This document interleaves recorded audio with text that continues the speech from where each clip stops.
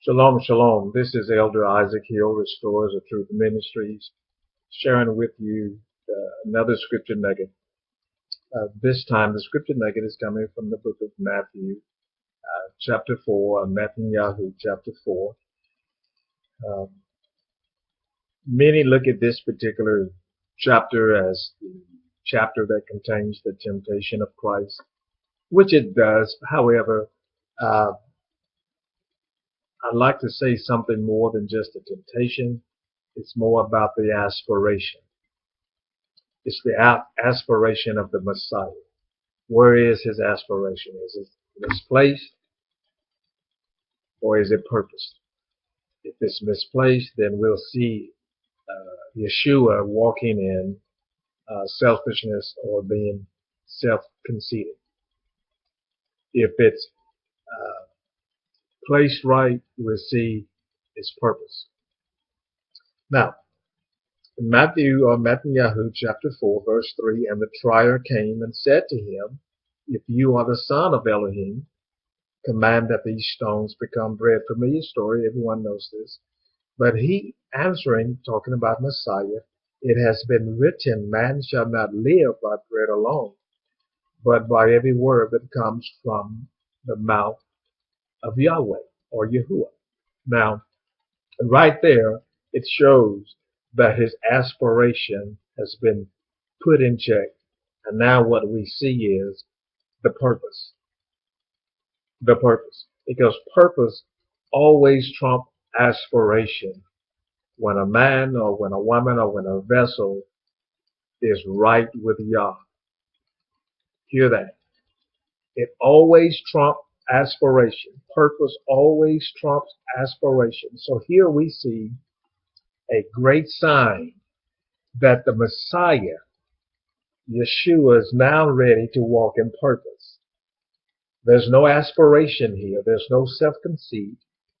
There's no selfishness, but only purpose. Now, all throughout Scripture, we see various vessels of men and women who are put in a position where either aspiration or purpose will be chosen or given. And there's a young man in the book of Acts called Simon Magus. Now, in Acts chapter 8, he had a great opportunity to follow along with the emissaries. He had opportunity to learn from the emissaries. But in Acts chapter 8, instead of following along with the emissaries, he decided that he would walk in aspiration, self-conceit, and selfishness. Verse 18, and Shimon or Simon, seeing that through the laying on of hands of the emissaries, the set-apart spirit was given, he offered them money. Aspiration. Saying, give me this authority too, so that anyone I lay hands on shall receive the set-apart spirit. You see that? That's aspiration. And most of the time when there's aspiration, there's a root for aspiration. We find that in this same chapter, Acts chapter 8, in verse 9, 10, and 11. Now there was a certain man called Shimon or Simon Magus, if you will, who formerly was practicing magic in the city and astonishing the people of Shimron or Samaria, claiming to be someone great. Who was claiming he was someone great? Simon Magus. And in verse 10, to whom they all were given heed from the least to the greatest, saying, this one is the power of Elohim, which is great. He didn't stop there, but he allowed them to continue to say, you're someone great. Aspiration. And they were giving heed to him because for a long time he had amazed them with his magic. You see, a lot of times, aspiration, anytime someone is selfish, anytime someone has that self-conceit in the area where there's a choice to be something or become something or to have something, And instead of showing balance and focus and purpose, they instead shows aspiration. Aspiration.